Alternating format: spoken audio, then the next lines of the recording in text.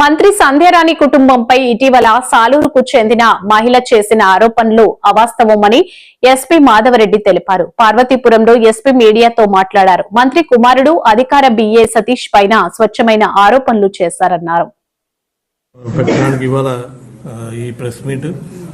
దీంట్లో మనకి ముఖ్యంగా ఈ ఏవైతే చార్ట్స్ చూపిస్తూ అలిగేషన్స్ చేశారో ఈ చార్ట్స్ ఇవన్నీ కూడా క్రియేట్ చేయబడినవి. ఫోన్లలో ఎక్కడ కూడా ఈ చార్ట్ చేసినట్టు మనకి ఇవన్నీ కూడా వాస్తవాలు కాదు. ఈ చార్ట్స్ అన్నీ కూడా ఫేక్గా తయారు చేసినటువంటి చార్ట్స్. ఇవి అదే పనిగా క్రియేట్ చేసి ఒక ఫేక్ ప్రొఫైల్స్ క్రియేట్ చేసి ఆ స్క్రీన్ షాట్ల ద్వారా వీళ్ళు రెండు మూడు ఫోన్లలో ఈ ముద్దాయి ఈ మహిళకు సంబంధించిన ఇంకొక వ్యక్తి దేవిప్రసాద్ అనే వ్యక్తి, వీళ్ళిద్దరు కలిసి వీళ్ళ పిల్లల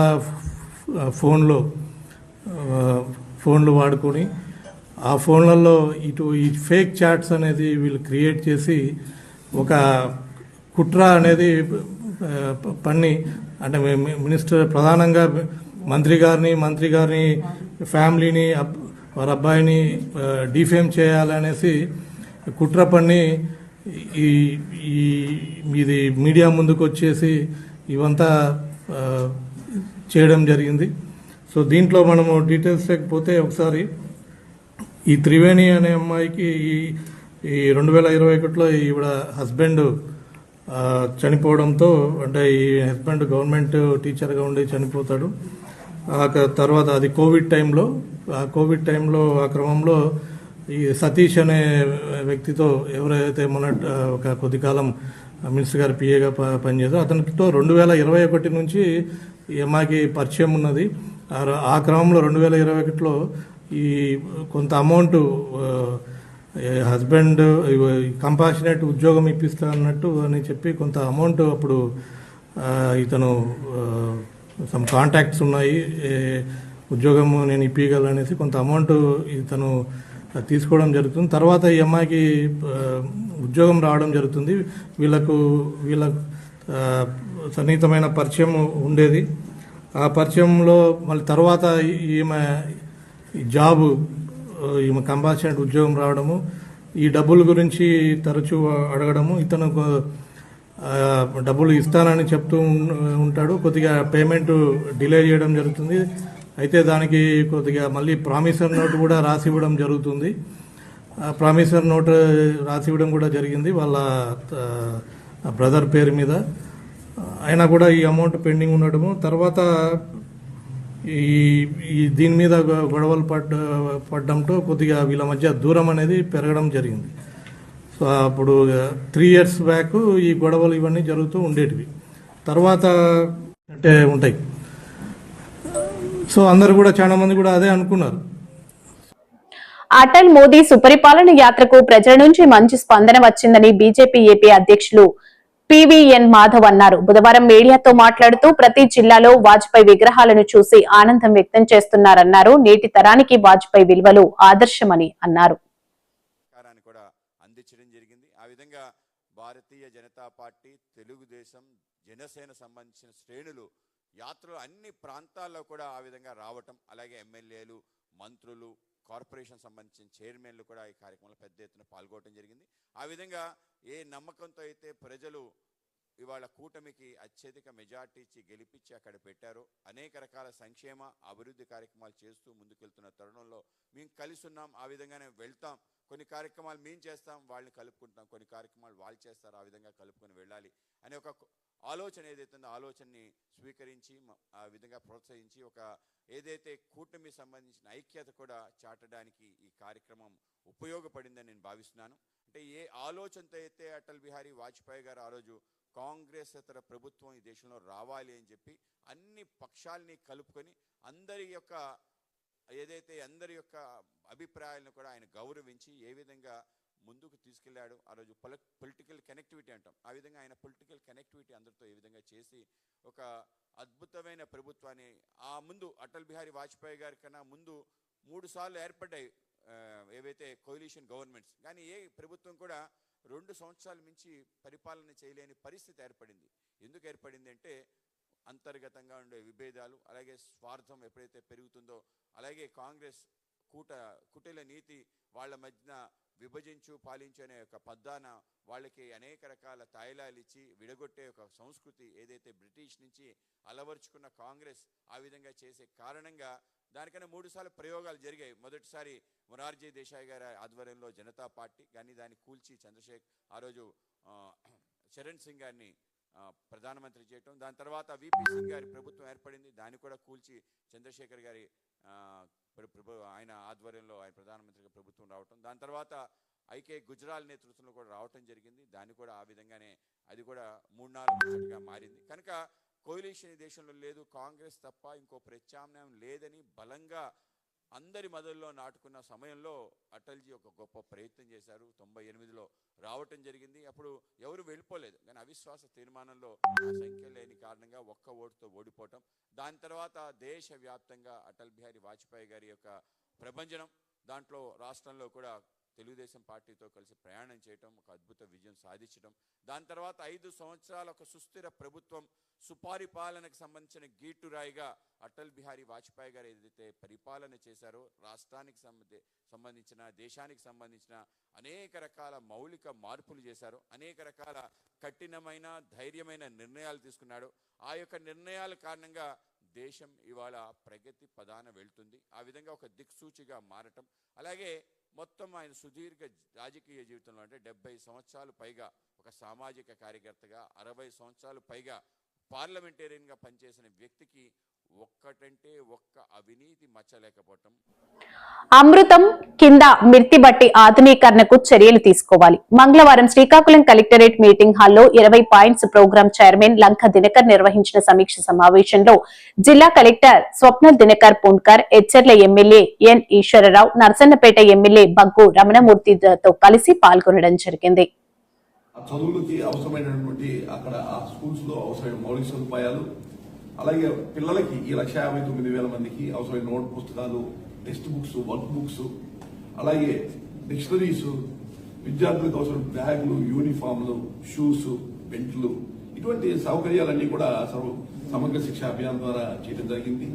అలాగే మనబడి మన భవిష్యత్తు పిఎం శ్రీ యోజన కింద కేంద్ర ప్రభుత్వం నుంచి ఈ జిల్లాలో 41 స్కూళ్లని మొత్తం కూడా తీసుకోవడం జరిగింది. ఈ స్కూళ్లలో విద్యార్థుల ఆరోగ్య లక్ష్యంగా త్రాగునీటికి సంబంధించి సురక్షిత త్రాగునీరు, స్వచ్ఛత కోసం మరుగుదొడ్లు, అలాగే భవనాల నిర్మాణం, ఫర్నిచర్, మౌలిక సదుపాయాలు స్కూల్స్ లో మోడర్న్ గా తయారు చేసేటటువంటి ల్యాబ్స్ కి సంబంధించిన అంశంలో వీటన్నిటికీ గానీ ఒక 41 స్కూల్స్ కి ఈ యొక్క జిల్లాలో మొత్తం శాంక్షన్ చేస్తే 80 లక్షలు మంజూరు చేస్తే అందులో 4,27,00,000 రూపాయల వరకు ఇప్పుడు వరకు వ్యయం చేయడం జరిగింది. 150 పనులు మొత్తం శాంక్షన్ అయితే 80 పనులు పూర్తయినాయి, 70 పనులు పూర్తిగా వస్తున్నాయి. ఫిబ్రవరి లోపల మిగతా పనులు పూర్తవుతాయని అధికారులు తెలియజేయడం జరిగింది, సమీక్ష చేయడం జరిగింది. వైద్య ఆరోగ్యానికి సంబంధించి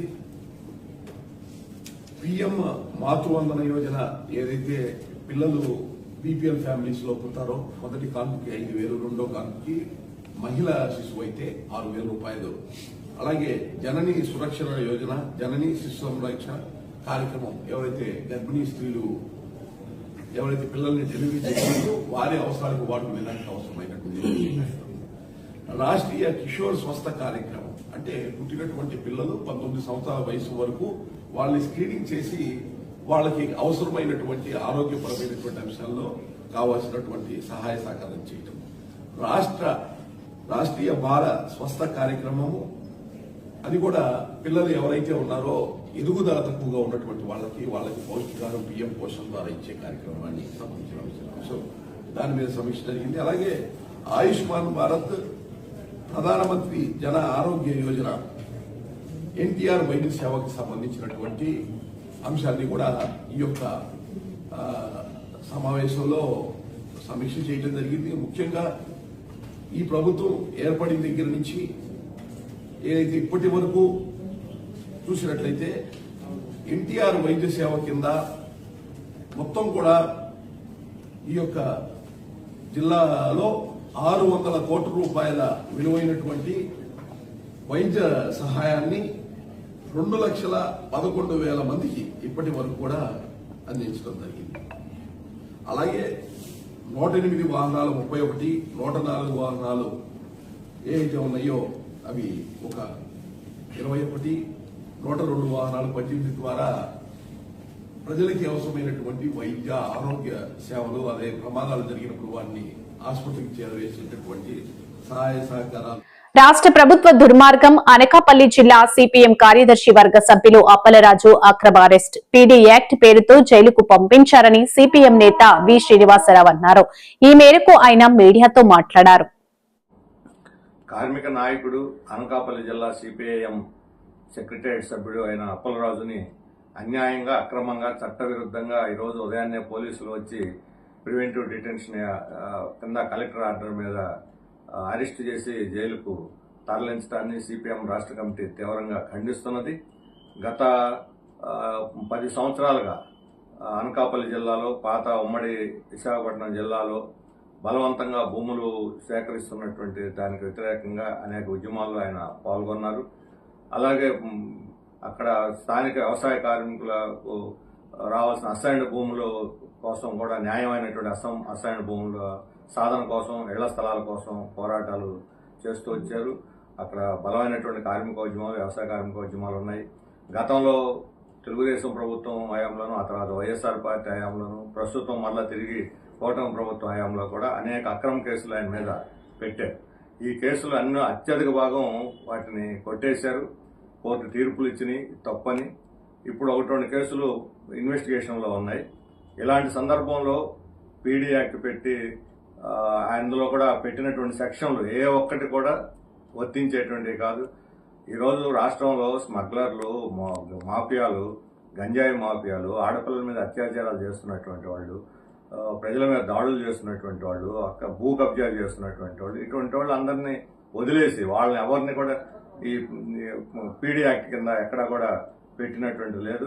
ఇటీవల కలెక్టర్ల సమావేశంలో ముఖ్యమంత్రి భూ సేకరణకు అడ్డం వస్తున్నటువంటి వాళ్ళ మీద పీడీ యాక్ట్లు పెట్టమని ఆయన వేసినటువంటి ఆర్డర్ మీద కలెక్టర్ ఇప్పుడు ఒక ఆర్డర్ తయారు చేసి నేరుగా జైలుకు పంపమని చేశారు. ఎటువంటి ముందస్తు హెచ్చరికలు కానీ లేదా ఆదేశాలు కానీ లేకుండా డైరెక్ట్గా ఇంటికి వచ్చి ఈ రకంగా జైలుకు తీసుకెళ్లటం. అందులో విశాఖపట్నంలో ఈ నెలాఖరులో జాతీయ ట్రేడ్ యూనియన్ సిఐటియు మహాసభ జరుగుతున్న సన్నాహాల్లో ఉన్నారు. ఆయన సిఐటి అఖిల భారత మహాసభ సన్నాహాలని డిస్టర్బ్ చేసి కావాలని కార్మికోద్యమాలను విచ్ఛిన్నం చేయాలని ఉద్దేశంతో చేశారు.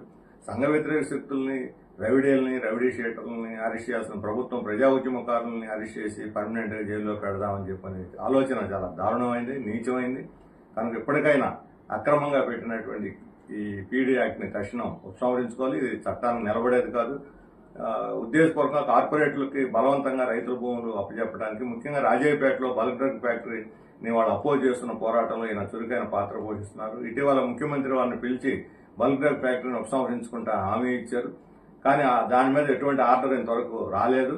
ఒకవైపు ప్రభుత్వం కార్పొరేట్లకి ప్రయోజనాలను కాపాడుతూ, రెండో వైపున దానికి ఆటంకంగా ఉన్నటువంటి ప్రజా ఉద్యమకారులను ఈ రకంగా నిర్బంధించడం అనేది ఇది తీవ్రమైన ఆక్షేపణీయమైనటువంటి విషయం. ఇప్పటికైనా సరే ప్రభుత్వం ఈ పీడీ యాక్ట్ను ఉపసంహరించుకొని అప్పలరాజును తక్షణం విడుదల చేయాలని చెప్పి మేము సిపిఎం రాష్ట్ర కమిటీ డిమాండ్ చేస్తూ ఉన్నది. ప్రజలు కూడా దీని విశాఖ గాజువాక కణితి రోడ్డులో 66వ వార్డు మార్కెట్ లో టీడీపీ 2 వర్గాల మధ్య నలిగిపోతున్న దుకాణదారులు, చికెన్ అమ్ముకుంటున్న వికలాంగులారు, మహిళా దుకాణంపై జీవీఎంసీకి ఫిర్యాదు చేసి కూల్చేసిన దుండగులు, 30 ఏళ్ల నుంచి మాంసం విక్రయిస్తూ జీవనం సాగిస్తున్న కుటుంబం.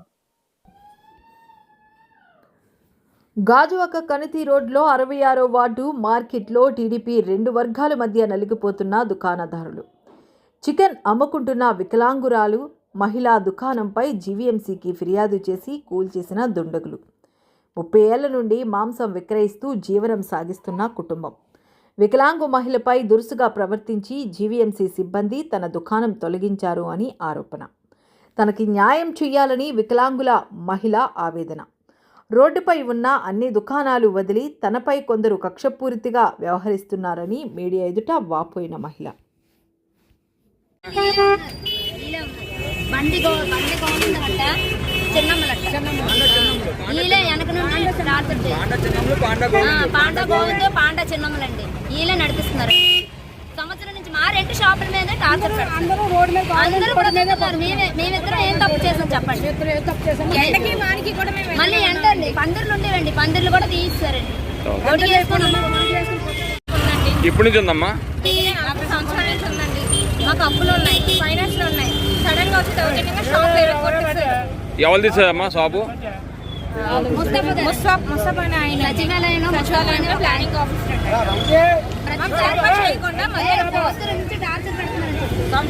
సంవత్సరం నుంచి మాకు హెరాస్మెంట్ అవుతుందండి. మధ్యాహ్నం మేము భోజనానికి వెళ్ళనిచ్చి మొత్తం అంతా పగలు మేము 12:30 వరకు ఎవరు రాలేదు. మేము ఇంటికి వెళ్ళామంటే మా షాపులు ఎమ్మెల్యే సార్ మమ్మల్ని చేసుకోమన్నారండి. మాకు ఎమ్మెల్యే చెప్పారు కానీ మాకు ఈ హెరాస్మెంట్ ఎక్కువైపోతుంది. ఎవరు ఇతను బాగా బ్లాక్మెయిల్ చేస్తున్నాడు సార్. కమిషనర్ గారు చెప్పిన తర్వాత కూడా ఇతను పర్సనల్ సార్ ఇదిగోండి సార్, ఈ బిల్డింగ్ కట్టక ముందు ఉంది సార్. ఈ జాబ్ 40 సంవత్సరాలు ఉంది సార్. అప్పుడు ఇది పంచాయతీ సైట్ సార్. ఈ సైట్ లో వీళ్ళు పని చేసుకోవడానికి వచ్చి ఈ సైట్ ఆక్రమించుకొని వీళ్ళు మమ్మల్ని బెదిరిస్తున్నారు సార్. లాయర్ తో నోటీస్ పంపించారు. రోడ్డు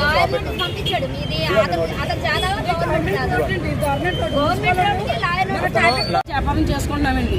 చేసుకుంటుంటే మొన్న ఏదో కొట్లు కొట్టేసినప్పుడు ఎమ్మెల్యే గారి దగ్గరికి వెళ్ళామండి.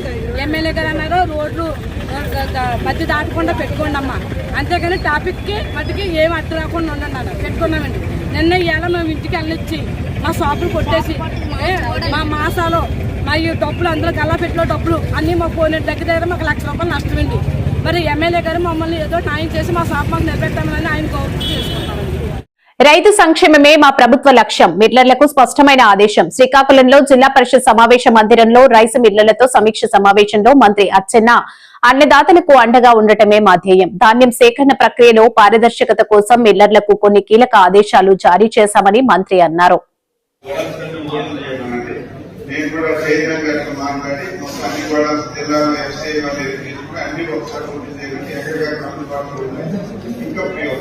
ఇది వేసినది పాత్రికేయులు కూడా కోరుకున్నాం. కొంచెం మీకు కూడా రియాలిటీ ఉంటే ఇంకా బాగుంటుంది. మీకు రాసింది మీకు తప్పు రాశారని కాదు, రియాలిటీ ఉంటే ఇంకా బాగుంటుంది. వేగ్గా జిల్లాలో అన్ని దగ్గర కేజీలు తీసుకుంటారని కాకుండా కొంచెం మీరు ఇంకా డీప్ గా వెళ్ళి పలానా ఊర్లో పలానా రైస్ మిల్లు ఇలా ఇన్ని కేజీలు పడుతుందని మీకు కూడా రాసి కొద్దిగా తొందరగా యాక్షన్ తీసుకోవడానికి కోరుకుంటున్నాం. రైతులు కూడా ఏదో వేగ్గా జిల్లాలో జరుగుతున్నట్టు దాన్ని అర్థం లేకపోతుంది. మీరు ఏ రైస్ మిల్కి వెళ్ళేటప్పుడు ఏ రైస్ మిల్ వాడు ఎక్కువ కేజీలు కొట్టుకుంటున్నాడు మీరు చెప్తే దాని మీద మీరు ఒకసారి ఎంక్వైరీ చేసి యాక్షన్ చేయడానికి అవుతుంది. ఇది కూడా సహకరించమని చెప్పి కోరుతున్నాం. ఎవరైనా ఎక్స్వై పలానా రైస్ మిల్ పలానా మండలం పలానా ఊళ్ళో ఈ రైస్ మిల్ దగ్గరికి మేము వెళ్ళాం, ఈ 4 కేజీలు 3 కేజీలు కొట్టేయడం మీరు సంబంధిత ఆర్డీఓ మీరు టోల్ ఫ్రీ నెంబర్ లో ఫోన్ చేసి ఇమీడియట్ గా ఆర్టీఓ వచ్చి ఎంక్వైరీ చేసి తప్పకుండా సీరియస్ యాక్షన్ చేస్తాం. అది కూడా ఈ రోజు నుంచి అది కూడా అమలు అవుతుంది. ఆ టోల్ ఫ్రీ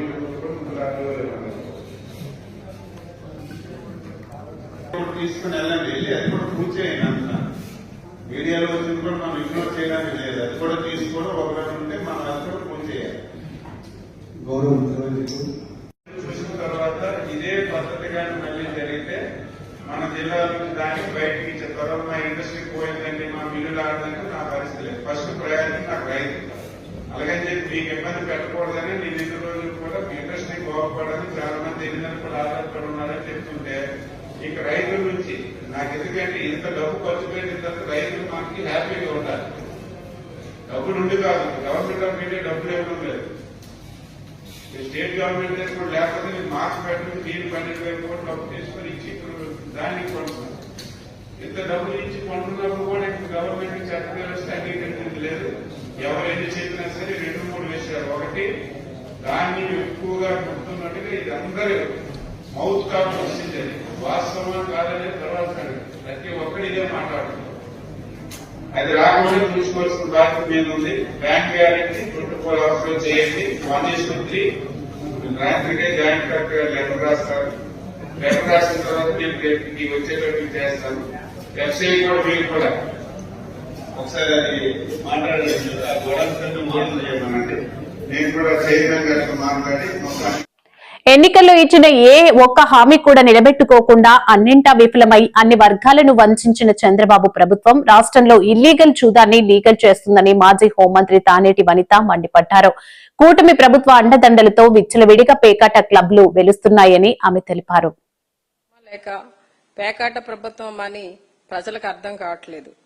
ఈ రోజున ప్రజల జీవితాలను నాశనం చేసే విధంగా టీడీపీ నాయకులే, మంత్రులే, ఎమ్మెల్యేలే తమ సొంత స్థావరాల్లో, సొంత నియోజకవర్గాల్లో పేకాట క్లబ్బులు, క్యాసినోలు నిర్వహించడం అనేది చాలా దారుణంగా ఉంది.